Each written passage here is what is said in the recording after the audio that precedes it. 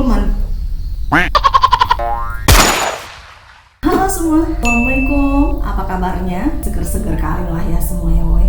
Abis long weekend. Terima kasih sudah klik channel aku, Mira Sarini. Sebelum kita lanjut kisahnya, pastikan dulu untuk subscribe ya. Aku tungguin ya woy. 1, 2, 3, 4, 5.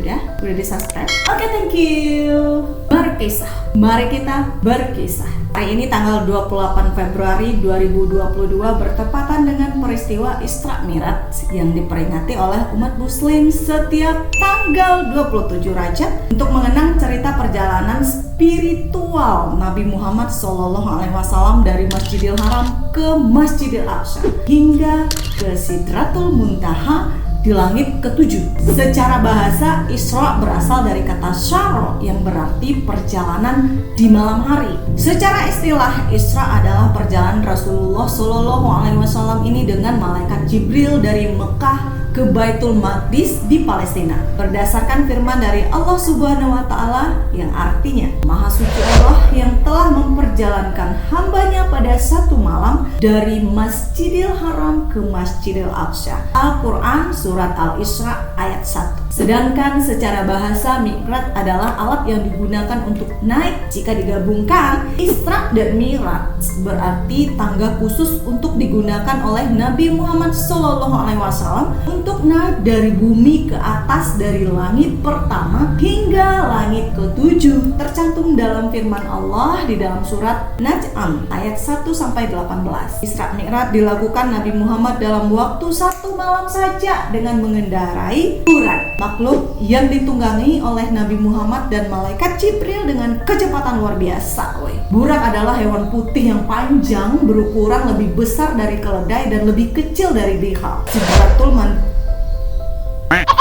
Sidratul Muntaha adalah tempat paling tinggi yang ada di langit yang menjadi batas antara pengetahuan dan amal para makhluk, dan tidak satupun makhluk yang mengetahui apa yang ada di belakangnya. Nah, di dekatnya terletak surga Al-Ma'wa yang menjadi tempat tinggal orang-orang mukmin yang bertakwa. Nah, sejarah peristiwa Isra Mi'raj terjadi ketika Rasulullah SAW itu sedang berduka karena kematian istri tercintanya Siti Khadijah pada bulan Ramadan tahun ke-10 kenabian beliau. Nah, tidak lama setelah itu Abu Thalib paman Rasulullah juga wafatlah. Walaupun tidak ikut masuk Islam, tetapi Abu Thalib adalah orang yang selalu membela Rasulullah, terutama ketika orang-orang kafir Quraisy hendak menyakiti atau mencelakakan beliau. Nah, sejak ditinggal kedua orang tercintanya itu, posisi Rasulullah semakin terjepitlah waktu itu karena kaum kafir semakin berani mengintimidasi sehingga kegiatan dakwah di Mekah pun semakin sulit ia lakukan. Karena itulah Rasul pergi ke Taif untuk berdakwah.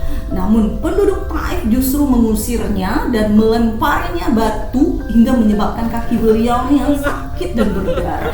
Perjalanan Isra Mi'raj merupakan cara Allah untuk memperlihatkan tanda-tanda kekuasaannya kepada Nabi Muhammad yang sedang berduka tersebut. Nah, seusai sholat Isya nih di Masjidil Haram, kemudian beliau beristirahat dan didatangilah oleh malaikat Jibril. Dada Nabi Muhammad itu dibelah, hatinya dikeluarkan dan dicuci dengan air Zam-Zam dan dikembalikan dengan dipenuhi iman serta hikmah. Nah, hal itu terdapat dalam riwayat Imam Bukhari dari Malik bin Sya'syah. Kemudian didatangkan burak untuk memulai Isra, membawa Rasulullah ini ke Masjidil Aqsa. Rasulullah sholat 2 rakaat dan mengimami ruh para nabi.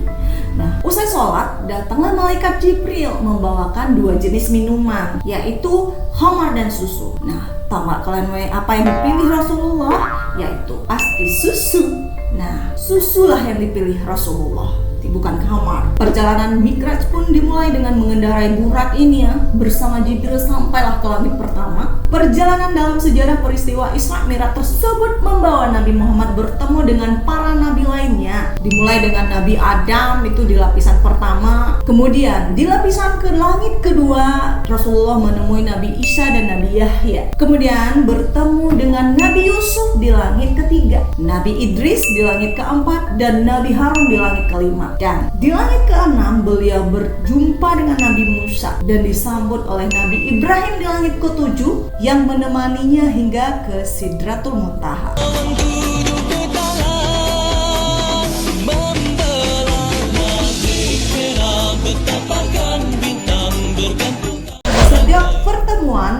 Muhammad SAW dan para nabi bertukar salam. Tapi ada sebuah kisah ya ketika Rasulullah berada di langit ke-6 bertemu Nabi Musa. Ketika Rasulullah menghampiri Nabi Musa di langit ke-6 ini, menangislah Nabi Musa nih kan, terisak-isak. Maka bertanyalah Rasulullah, "Wahai Nabi Musa, mengapa kamu menangis?" Dijawablah kan sama Nabi Musa, "Aku menangis wahai Muhammad karena ada orang yang lebih muda diutus setelahku, tapi umatnya lebih banyak yang masuk surga daripada umatku." Jawab Musa waktu itu sambil menangis kan.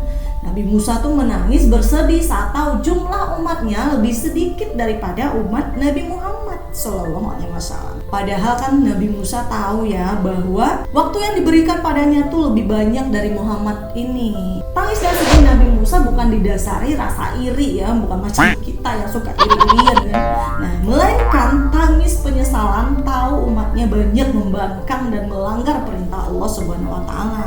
Nabi Musa menyesal tidak dapat memanfaatkan usianya yang lebih panjang dari Muhammad SAW untuk mengajak umatnya patuh kepada Allah Subhanahu wa taala.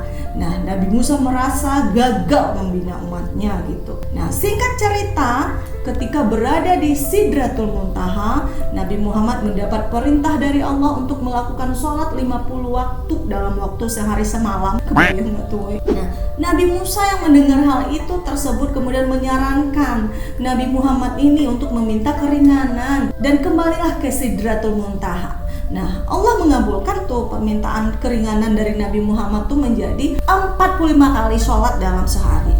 Nah, Nabi Musa yang merasa kan bahwa umat Nabi Muhammad pasti gak akan sanggup lah, itu Muhammad pasti berat umat kau tuh Muhammad menjalankannya. Cobalah minta lagi keringanan sama Allah Subhanahu wa taala. Nah, sama terhitung beberapa kali tuh Nabi Muhammad bolak-balik kan, harus kembali ke Sidratul Muntaha dari langit ke-6, balik lagi ke Sidratul Muntaha, bolak-balik gitu. Hingga akhirnya Allah memerintahkan untuk mengerjakan sholat itu sebanyak 5 kali sehari semalam. Nah, sungguhnya kewajiban sholat itu adalah 5 kali dalam sehari semalam. Setiap kali sholat mendapatkan pahala sebanyak 10 kali lipat. Maka 5 kali sholat adalah sama dengan 50 kali sholat. Juga untuk siapapun yang berniat melakukan satu kebaikan namun tidak dilaksanakan, maka akan dihitung sebagai satu kebaikan. Nah, sebaliknya, jika seseorang berniat melakukan satu kejelekan tetapi dia tidak melakukannya, maka kejelekan tersebut tidak dicatat sama sekali. Jika ia melakukannya, barulah ia akan dicatat tuh sebagai satu kejelekan. Nah, perintah tersebut sebenarnya masih dirasa berat lah waktu itu oleh Nabi Musa nih kan. Dan beliau kembalilah disuruhnya meminta keringanan lagi lah sama Allah, Nabi Muhammad nih kan. Tapi Nabi Muhammad malu lah, bolak-balik malu sama Allah. Dan akhirnya memutuskanlah menerima perintah Allah berupa sholat 5 kali sehari semalam.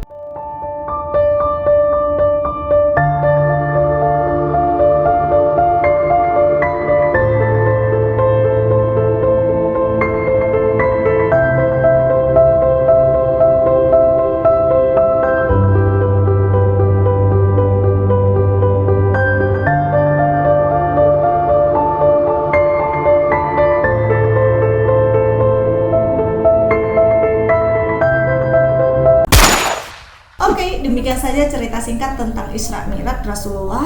Kita sebagai umat Islam, sejarah peristiwa Isra Mi'raj memiliki arti yang besar sekali kan, dan sangat berharga lah. Karena pada saat inilah turun perintah untuk wajib sholat 5 waktu. Juga tidak ada nabi lain yang mendapatkan perjalanan hingga ke Sidratul Muntaha tuh, yang langit lapisan ke-7 tuh, kebayang seperti Nabi Muhammad. Nah, semoga kita semua bisa mengambil hikmah tentang sejarah peristiwa Isra Mi'raj dari Muhammad SAW agar senantiasa selalu menjalankan perintah Allah Subhanahu wa taala dan meninggalkan semua larangannya. Jika kalian suka video ini, jangan lupa kasih like-nya, berikan komentarnya di kolom komentar, serta silakan di-share juga ya Satu lagi, jangan lupa untuk pastikan subscribe. Ya. Sampai jumpa di video berikutnya. See you, bye-bye. Wassalamualaikum warahmatullahi wabarakatuh.